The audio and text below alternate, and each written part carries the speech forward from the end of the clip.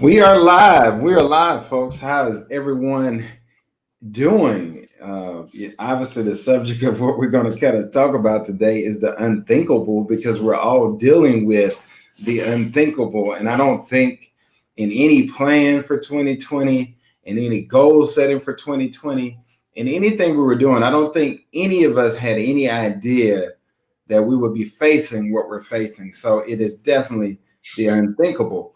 So we obviously you see I was gonna thought I was gonna have my daughter joining me on the call on the Facebook Live today on the show, but she opted out. And I'm sure all of you are dealing with kids at home and college students that are now home that are eating up everything. All of that, that is just outside the norm, and certainly the unthinkable is happening right now. So jump in, tune in, hit us up. Mr. Irvin, what's Yes, happening, bud? sir. What's going on? Happy Friday. Hey, look, man, I think we've been doing a great job of social distancing. Yeah. And as you can see, we have a special guest today by the name of Jackson Carter. What's up, Say Jack? say hello. Say hi, everybody. No? No, no. Okay. Yeah, I guess he's just gonna give us the facial expressions. So, Yeah. Jack, you're not gonna even say hi, Uncle Nard? Nothing? Nothing? Oh, okay. No, okay. I'll take it. So, Charles, let's get right into it. Everybody's dealing with obviously uncertainty. None of us have the answers that people want at this time, including our everybody, really. Tell us what's kind of been going on in your world, what's been going on in the legal world amidst all of these changes, and how do people still get help when they needed to? Because one of the things that I'm very aware of is that just because a lot of things shut down, law enforcement never shuts down. Yeah. Um, in these times where we're talking about social distancing because of coronavirus, one of the things that we've been dealing with all week is how do we still service our clients, especially those who have court appearances, uh, especially new clients who may be just coming into the system. And what we're finding is everybody is in flux. The courts are trying to figure out the best way for them to exercise safety and precaution for the judges, the staff, administrators, and for possible defendants. So, and law enforcement, everybody in the building is at risk because of coronavirus. And so it's been a very interesting week and a very interesting day because, as you know, I had court today, and it's one of those things that I had to keep pushing because I had someone who was trapped in a different state, and that brought potential issues of transporting all types of things into play. And so, uh, you know, the courts were very helpful in helping me work through that so that we could get that person back home to their family. But it took some work, negotiating, understanding, patience. All the things that we talked about last week came into play this week, uh, with the Well, one exception that they were not set up for video to handle that. So I had to do an in-person, had to do all of it in person. well, now look, I know you're quite the germaphobe on a regular basis. So walk us through how that looked of you going into the courthouse today, because I mean, I would have paid somebody just to give me video of that. Well, one of the Yeah, things. well, hold on. Before you do that, tell Jack he got a fan already. Say T. Ebony's just said, "Hey Jack, welcome to the show." Say, hey, TT. Well, anybody who knows me knows I'm risk averse, and I'm on high alert. And everybody in this office knows that I started talking about good hygiene and all that stuff on a heightened level. When I very first heard anything about Corona or COVID-19, and that was some time ago. And so, Yeah, I think to be exact, I think it was around December the 6th. No, it was right after we got back from Houston. So it maybe December 10th. So yeah, I started talking about it, started thinking about it, and then I made you all go through staff meeting and make a list of supplies. And boy, aren't we glad we got those supplies early. we are indeed. We are indeed. It was a blessing to get them early because now there are none available. In fact, today, some of the changes that I made is hand sanitizers at a premium. I have a whole lot more Lysol wipes than I do hand sanitizer. So Just took the blue hand sanitizer from me. oh, you did? Well, that's good. Y'all are using them. Good hygiene. That's good. So now Jack, and I see Charles in the back. I see him in the back. Yeah. And he put it all the way behind there. Yeah. So That's because you probably were using too much. We're trying to use it not so liberally, right? But yeah, so I started using Lysol wipes. I'm not touching any hard surfaces with my bare hands. I'm not touching anyone. I'm not even doing elbow bumps or foot bumps.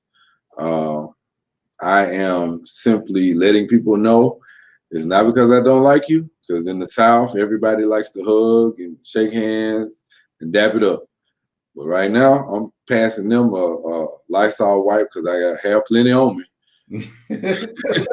So wait a minute, let me get this straight. So this, so this is how this went. Somebody says, "Hey, Charles," and you say, "Hey." Here's the Lysol wipe. I don't mean any harm, but I'm not touching. We're not touching because it's too risky. It's too risky right now, especially when you hear. Okay, Charles, will take you go get something to drink. Charles, take Jake to get something to drink. Okay, go with him. All right. But yeah, especially when you hear reports that California's population may be hit at a 50% clip, Right. And with lack of testing, I'm not willing to take that risk. Especially with school being out, we as parents, we all having to make adjustments because, you have to incorporate the kids' schooling into work and work into schooling. Right. And so, we're making it the best way we can. And that's not just me, that's everybody. Right. And you hear stuff like the state of Kansas saying, nope, no more school for the rest of the year. That makes us wonder how we get it done. But there's a way to get it done. You use all of your tools, you work more efficiently, spend time with the kids. Well, I think the reality is we can turn to the homeschool association because they've been doing it for a while now, right? And so there's definitely proven methods out there. There's I think the reality is even when we bumped that call up a little earlier today because really at a certain time according to our schedule, it's time for us to get out the house. So it's raining today, so we're going to drive around and we're not getting out the car. We're just going to drive around just so we can see something other than the walls. Yeah, I think that's the new reality. We look but don't touch. We've been taking walks, but we've been mindful not to intrude upon anyone else's space just for exercise so they can get outside. And that's the new normal. And we see changes happening fast. Yes, we've been working on schoolwork because the teachers have been good about using Google Classroom, and so that's been good. But we tried on yesterday to do a play. They had a reading assignment on John Roy Lynch because anyone who's familiar with Jackson State knows J.R. Lynch Street runs right through there. Right. So they went through the book, but we had a snafu with one of the actors who walked off the set. So, hey, I'm pretty sure all parents are going through that. I mean, it's different, So You know, shout out to all the teachers. We feel the work that you've been doing, and that is your life's work, because now we as parents are having to do that work. And oh yeah. yeah, I mean, look, let me say that first. My shout out is to all the educators. I mean, I knew you worked hard, but I had no idea um, the level of patience, but also the ability to understand how to communicate and how to get through to children of all ages. And so I got to tell you, my hat goes off. I mean, we know um, that they do a lot with a little every day. And I have had to call on my circle of educators, like, look, give me some tips. I need some, give me some, look at this. Does this schedule look okay? Yeah. So they've been very helpful.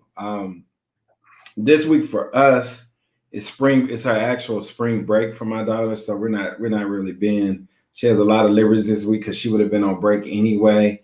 Obviously, we didn't go on the trip that we had planned, which we kind of do educational trips during spring break, and so we were planning to do a Black college tour. Yeah. On spring break, a HBCU tour. And of course, we didn't do that, so now we're doing that virtually, and she's kind of doing reports about the ones that we were going to go visit. She's doing reports and she's presenting that report to mom and dad in the evening. So it's been interesting, but definitely the learning can continue. Yeah, I mean, and we you say the unthinkable, but it's just making adjustments in order to get through this. Everyone is going through something.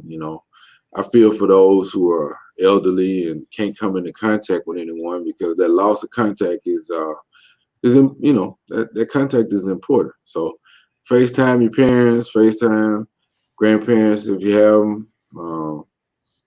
Keep them involved, because they can't really come into contact with anyone. Well, I just posed a question on Facebook, just asking. I asked Ebony and Harris how they were dealing with it. I'll read you a couple of these comments. Tony McGee said teachers definitely need raises. I agree with that, Tony, 100%. Yeah. And then Ebony says she's staying inside, and Harris said he's just been staying out of the way, made groceries so he doesn't have to leave the house. Went to the liquor store.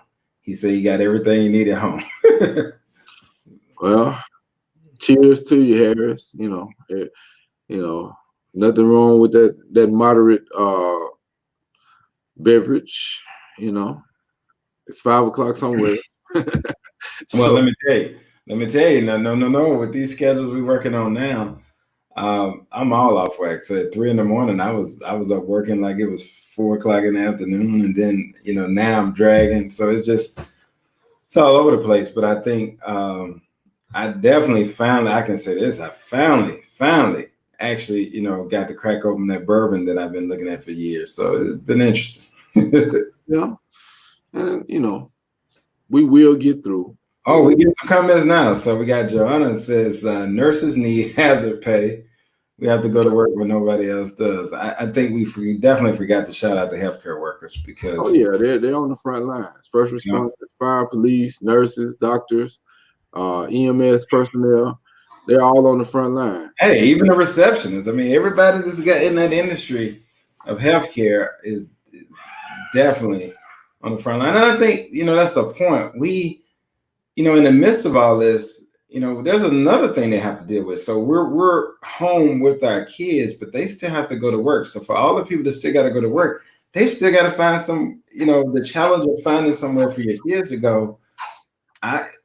That's unthinkable to me, because I know how hard it's been just, to even contemplate that. You're leaving, going out every day, taking the risk, and then a lot of them are having to be isolated from their families during this time. So it's a lot going on. So definitely keep them in our prayers, and definitely support them. Okay. Like Jack had something to say about that. So why don't you tell the people who you've been watching? You've been watching Ryan and The Flash. And The Flash, Sonic the Hedgehog. Who else? Come over here and tell them. Speaking to the mic. Tell them who you been talking to. I can't see him. He's not on camera. Come on up here so you can tell them. So who can help us from TV land? Who can help us solve this problem? No job too big. No problems is too small. And who says that? Pups. From where? Paw Patrol? Yes. Oh, That can help us cut on the TV. yeah. That can help us cut on this TV up Oh. at home. So they have watercrafts and what other kind of vehicles? Police cruisers. And helicopters and recycle trucks and ATVs. What else?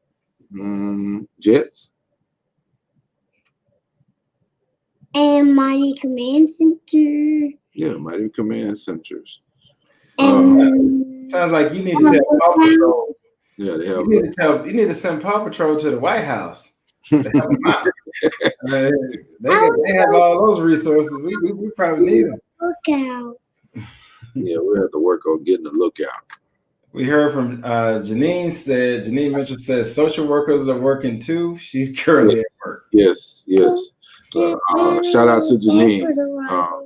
We have several clients that have behavioral issues, and so I know they're working extremely hard. And you know, it's tough. I mean, one of the things I had to do today was figure out how to navigate inside of the county jail. And wow. so everybody was looking at me strange because I had the Lysol canister with me, and they in that environment, for 12-hour shifts. And then the people who are often forgotten about in all of this is you have prisoners who are on long sentences, and then you have clients like we had today who are on pretrial detainment. They are at risk all the time because there's a lot of germs floating around in there. And here's the other reality. We don't even know sometimes to the extent we get information freely. We don't know how much they know. We know they know something, obviously, but it's not like I can tell you after going in today and having a client who was transported across state lines, they are well aware of the risks that are associated with introducing new people to the environment. They are aware of the risk of hard surfaces because they were in there disinfecting all around. There was no contact. Everybody was very crisp and efficient in how they transferred documents and paperwork. Bring your own pen. Things that you don't often think about. Those things are now being thought about. And so while we still want to be kind, we don't want to be rude, right, Jack? No, that's not nice, is it?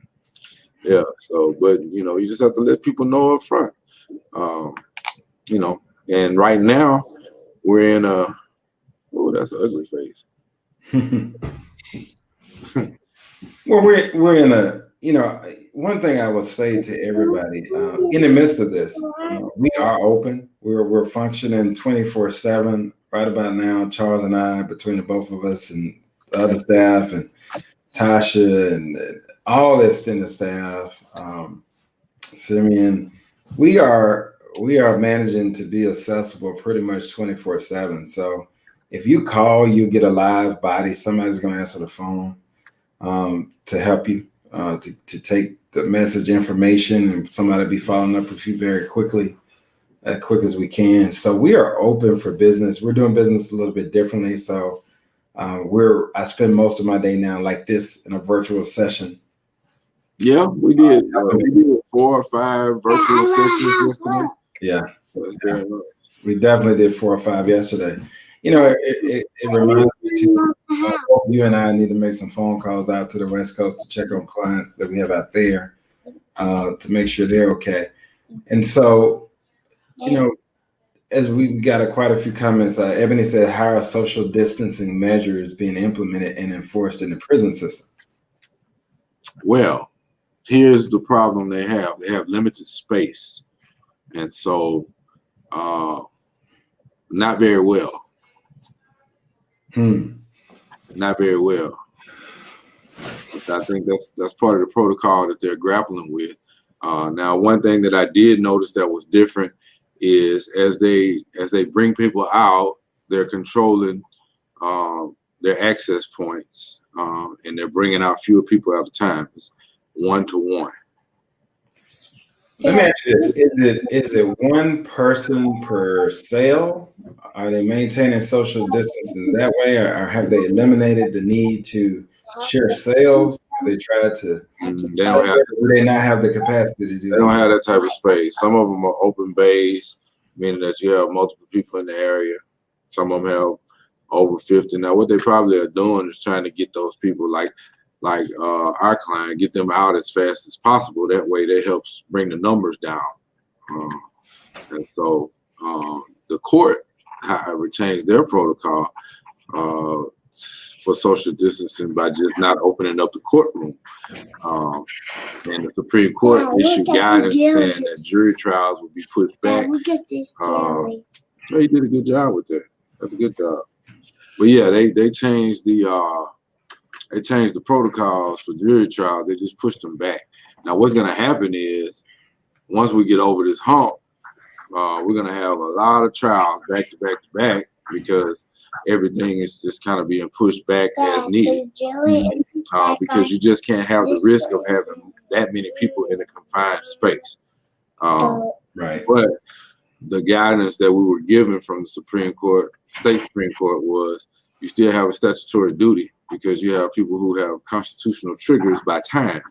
And so those are mostly pretrial issues, and we're dealing with those on an as-needed basis. Look, Dad, look at the door. In my conversation today with the circuit court judge, they are basically minute by minute, hour by hour, trying to figure out the best way to accommodate people's needs while also exercising social distance so that we can reach a happy medium. Dad, look at this.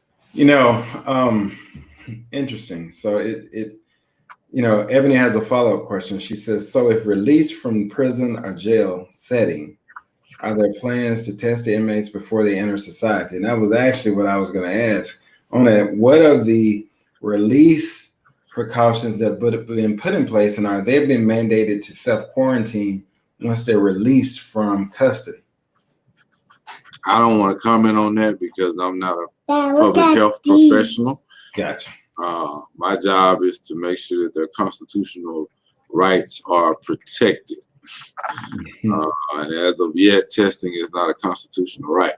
So I'm going to stick in my lane and just say from what I have observed, they're trying to do the best that they can with an ever-changing set of facts and circumstances. Well, let me ask it from a different place, and because I do understand your logic on that. Is there anything that any of our government bodies at any level could do to mandate certain procedures that have to take place that affect prisoners as well? Well, I mean, we have emergency powers enacted right now. But the problem is you don't have adequate numbers of test kits. Ideally, in that population, you would assign medical professionals to be there to do swabs or some type of fast test kit so that they could examine the population. But with a lack of tests, they're trying to be conservative with those tests for the most needy.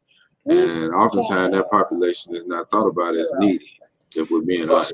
Well, I was thinking even the ones that are being released, because that's not going to be in high numbers, but the ones that are being released. And the reason why I say that, they're going to go, I was just wondering if there's any, due to the emergency powers being in place, does it give any options to mandate? Well, no, I don't know that they mandated it, but here's what I will tell you what I know as a former government official. Those counties and municipalities that operate jailing facilities are already cash strapped. And so I'm pretty sure requests have been made for testing, for additional personnel. But even in the best of times, they haven't had all the resources that they need. Okay. So you take that into consideration, and now you have a pandemic. It's not there fast enough.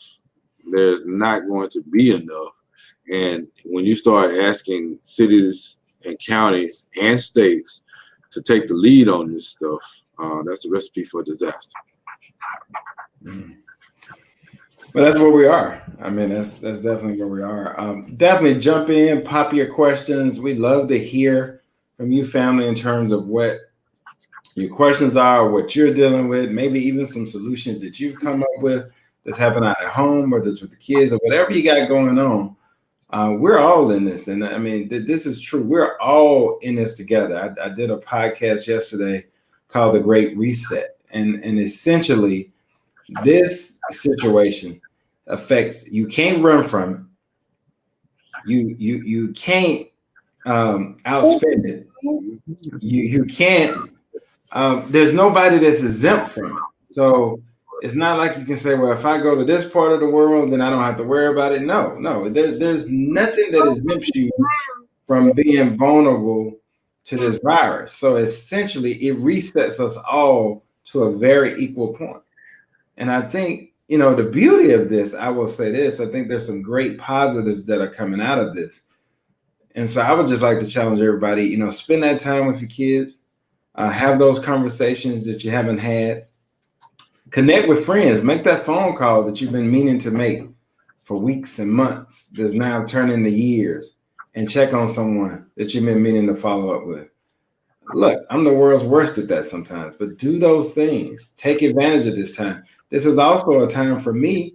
I'm doing a lot of learning in terms of stuff that I wanted to just learn from my own professional development that I hadn't had time to do, that I'm now doing. So find things to make this time an asset to you and not a liability. We all have massive change to deal with. Yep. So what you do in this period of question mark or unknown times, you can also do certain things that increase your assets. And so make sure. Me too, big man. You want to go over there with Charles? Go ahead. Take your camera. Bye, Jack. Yeah, you can take it. Go ahead. And as soon as I teach Charles how to make this. Yeah, you can teach him how to make it. And he's all the help he can get. So we have about 2 minutes or so left. One of the things that I wanted to point out for our clients and just for the people out there in general, I want you to pay close attention to the federal government's response, particularly these stimulus packages, because they're going to have some SBA loan money available.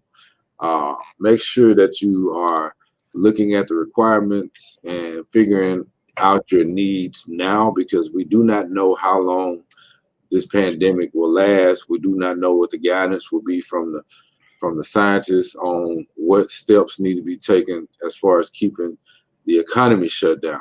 And we service quite a few small businesses, so that's one avenue that you have available. So make sure you're doing everything, and we'll be doing further shows on that as the information becomes available. Absolutely, you can count on it, because again, we're no different. I mean, we're looking at all those things as well. And what I will say to all small businesses, you owe it to yourself to do it, but you definitely owe it to your employees and the people that are in the trenches with you every day, to look at every possible avenue to make sure that we do all we can to take care of the people that take care of us. So that's right. So as we continue to figure this out, I want you to do your part to flatten the curve, and that means exercising better hygiene, exercising creativity with your kids, creativity in your businesses, and then good old-fashioned saying no. If they try to shake your hand, offer them a Lysol wipe. I mean, we got to be really, really particular, because we do not know how far and wide this pandemic will go. But if we each do our part and practice that social distancing and do the things that they're asking us to do, we can get through it. With that in mind, Leslie, I would say happy Friday. It's still a happy Friday. Oh, definitely. Even though we're in turmoil, this provides an opportunity for us to be creative, be solution oriented, and to add value to other members of the community. And so that's something that we've always done, but we're gonna keep doing it, multiplying it, and passing it on. Yeah, and another thing I want to put out there, we'll be doing more videos about this, but I'm working on some things behind the scenes now that we're going to be putting together some webinars. There'll be free webinars for you to jump on and join, dealing with certain topics. So when you see that, we'll post it live on Facebook. Make sure you register. As we get information, we'll teach it. I'm going to be doing some workshops on credit, little things you can do to protect your personal credit as much as possible during this time as we try to deal with and grapple with the reality. So please, we're going to make the information available to you. Please take advantage of it. It's going to be free webinars. Just all you do is register and join. And again, that will allow us to keep the social distancing in place, but also to be able to get you the pertinent information you need. And so also right now, if you were waiting to create a business, create a paperwork, it's probably the best time in the world to do it right now because you can get that stuff filed and done and pushed through pretty quickly. So hit us up if you had that on your plate, you can go ahead and get those things done. But just tune in. We'll continue to get as much information out to you as we have. You can call us as well. Our numbers and all that stuff is still there, hadn't changed. So anytime, and I'll put that up on the screen right quick, you can call us 601-340-6800. 601-340-6800, 24/7.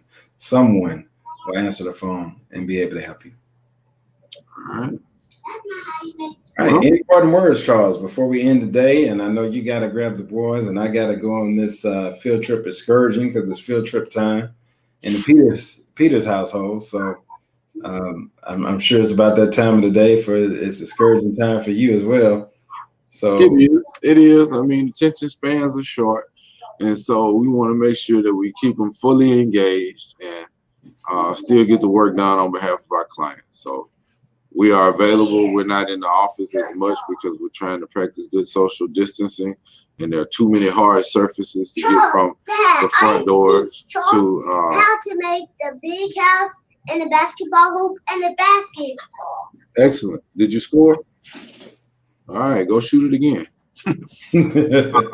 But yeah, we want to make sure that we're keeping our clients safe and keeping the staff safe, and so we're doing a lot of video teleconferences, email, phone 24/7, and text messages, and we're posting stuff on social media throughout the week. With that, I'll be able to do. All right, have a good one, guys, and we will see you soon. So pay attention, watch out for those webinars coming your way, and call us if you need us, and just be safe. Be safe. It's been a good one. See you next time. Shoot the ball in me.